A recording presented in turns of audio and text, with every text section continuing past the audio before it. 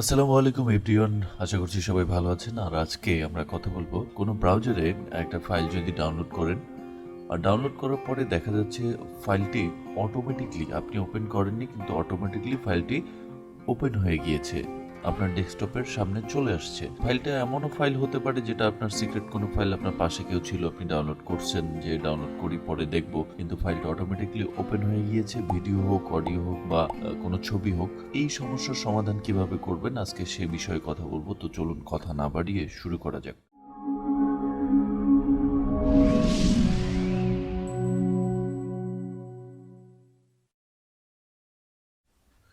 প্রথমে দেখুন, আমি এই যে ছবিটি সেভ করতেছি, সেভ এজে দিয়ে সেভ করলাম।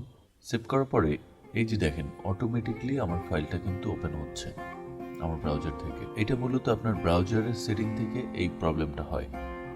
আপনি যখন ডাউনলোড করবেন কোনো ফাইল, ডাউনলোড অপশনে দেওয়ার পরে দেখবেন এই যে উপরে এখানে ছোট্ট করে একটা তীর চিহ্নের মতো আছে।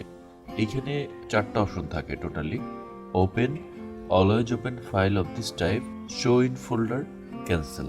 তো এখানে ওপেন দিলে ফাইলটা ডাউনলোডের পরে আপনি চাইলেই ওপেন দিলে ওপেন হবে, কিন্তু আপনি যদি নিচের যে দ্বিতীয় অপশনটি always open file of this type, এই অপশনটা চেকমার্ক করে দেন, অর্থাৎ দেখেন এইখানে টিকমার্ক রয়েছে, যে কারণে কিন্তু আমার যে ফাইলটি ডাউনলোড করেছি ইমেজ ফাইল, সো এই ইমেজ ফাইলটা ডাউনলোড করার সাথে সাথে ওপেন হয়ে গিয়েছে। কারণ এই টাইপের ফাইল সে ওপেন করে নেবে সরাসরি এই টিকমার্ক যদি দেওয়া থাকে। তো আমি যদি এটা উঠিয়ে দিই তাহলে কিন্তু এই সমস্যা সমাধান হয়ে যাবে। দেখেন এই যে আমি টিকমার্ক উঠিয়ে দিলাম, সেভ ইমেজে ক্লিক করে আরেকটা ফাইল ডাউনলোড করছি, টেস্ট নাম দিয়ে দিলাম আমি এটাকে।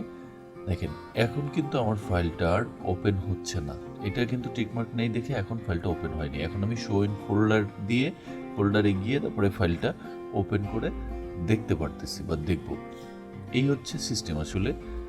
তো টিকমার্ক দেওয়া থাকলে অবশ্যই সেটা উঠিয়ে দিন, তাহলে কিন্তু আপনার এই সমস্যার সমাধান হয়ে যাবে। আর এছাড়া আপনার যদি ভিডিও ফাইল হয়, অডিও ফাইল হয়, যে কোনো ধরনের ফাইল যদি অটোমেটিকলি ওপেন হয়ে যাচ্ছে, তাহলে এই সেটিংটা ফলো করুন যে ওই ফাইল টাইপে টিকমার্ক চিহ্ন দেওয়া আছে কিনা।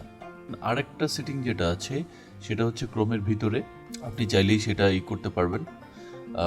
আপনার সেক্ষেত্রে এই ডট ডট এখানে যেতে হবে, যাওয়ার পরে দেখবেন সেটিং অপশনে যাওয়ার পরে আপনার কাছে এই ধরনের একটা ইন্টারফেস চলে আসবে। এখানে আপনি ডাউনলোডসে ক্লিক করবেন।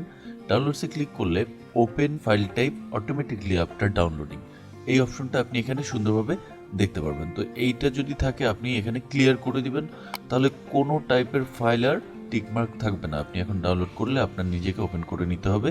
এখন যে কোনো ফাইল টাইপ ডাউনলোড করেন, কোনো সমস্যা নেই। Thanks for watching this video. ভিডিওটি ভালো লাগলে অবশ্যই লাইক, কমেন্ট, শেয়ার করে টেক ফরওয়ার্ডের সাথেই থাকবেন। আজ এই পর্যন্তই, আল্লাহ হাফিজ।